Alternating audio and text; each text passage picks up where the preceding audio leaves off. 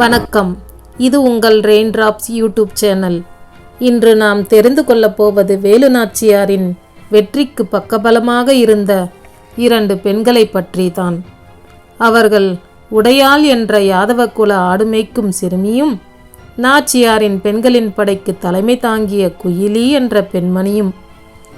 என்னடா, ஆடுமேய்க்கும் சிறுமி என்ன உதவி செய்திருக்க முடியும்னு நினைக்கிறீங்களா? வாங்க நண்பர்களே, உடையாளின் வீரத்தையும் தியாகத்தையும் தெரிந்து கொள்ளலாம்.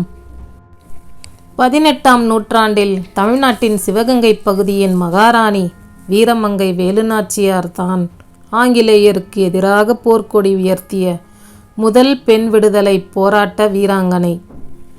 அவர் தன் கணவர் முத்துவடுகநாதத்தேவரை சூழ்ச்சி செய்து கொன்ற ஆற்காடு நவாப் முகமது அலியை பழி தீர்க்கவும், தன் நாட்டை ஆங்கிலேயரிடமிருந்து மீட்டெடுக்கவும் படைகளை திரட்டினார். அதற்காக ஹைதர் அலியின் உதவியையும் பெற்றுக்கொண்டு மருது சகோதரர்களின் துணை கொண்டு பரங்கியரை எதிர்த்து வெற்றி கொண்டார். அவரது வெற்றிக்கு பேருதவியாக இருந்த 2 பெண்மணிகளை நாம் என்றும் மறக்கவே கூடாது.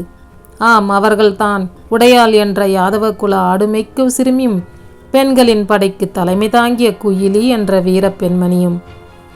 காளையார் கோவிலில் வீரமரணம் அடைந்த தன் கணவர் முத்துவடுகநாதத்தேவரை நல்லடக்கம் செய்துவிட்டு உடனே ஆங்கிலேயரை பழிவாங்க நினைத்தார் நாச்சியார்.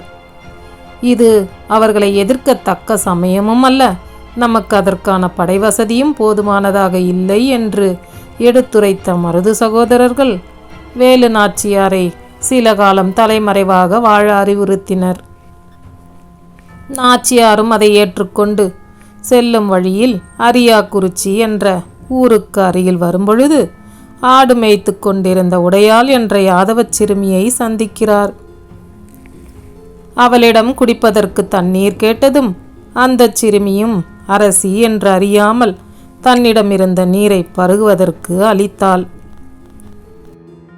தன் முகத்திரையை விலக்கி தண்ணீரை அருந்தும் பொழுதுதான் உடையாளுக்கு தன்னிடம் தண்ணீர் வாங்கி பருகுவது தம் நாட்டின் ராணி வேலுநாச்சியார் என்று தெரிகிறது. உடனே பதறிப்போய் அந்த சிறுமி நாச்சியாரிடம், மகாராணி, நீங்கள் என்று அறியாமல் தாழ்ந்த குலத்தை சேர்ந்த நான் தங்களுக்கு பருக தண்ணீர் கொடுத்து விட்டேன். மன்னியுங்கள் அம்மா, நீங்கள் அந்த தண்ணீரை பருகாதீர்கள் என்று கூறியபடி மகாராணியின் காலில் விழுகிறாள். உடனே வேலு நாச்சியார் அந்த சிறுமியை அணைத்து கொண்டு, நான் சாதி மத பேதமற்றவள், எனக்கு உயர்ந்த சாதி தாழ்ந்த சாதி என்று எந்த பேதமும் கிடையாது.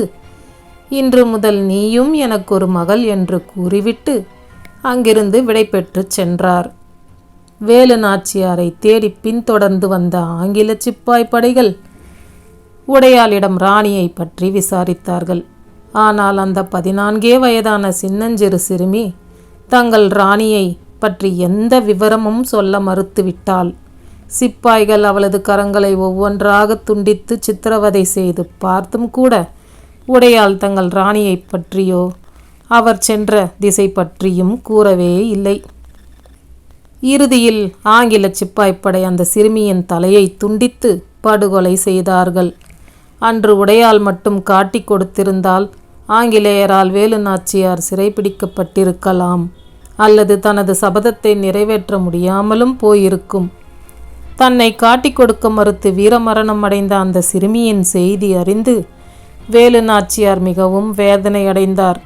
வீரச் சிறுமி உடையாளின் தியாகத்தின் நினைவாக நாச்சியார் குயிலி தலைமையிலான தற்கொலைப்படைக்கு உடையாள் மகளிர் படை என்று பெயர் சூட்டினார். இந்த வீரச்சிறுமி உடையாள்தான் அந்த ஊர் மக்களின் கிராம தேவதையாக வணங்கப்பட்ட கொல்லங்குடி வெட்டுடையார் காளியம்மன். 1772 தலை வெட்டுப்பட்ட அந்த உடையாள் தான் தெய்வமாக ஆயுதங்களுடன் நிற்கின்ற வெட்டுடையாள் காளியம்மன் ஆகும். சிவகங்கையை 8 வருடங்கள் கழித்து திப்பு சுல்தான் உதவியுடன் மீட்டார் வேலு நாச்சியார்.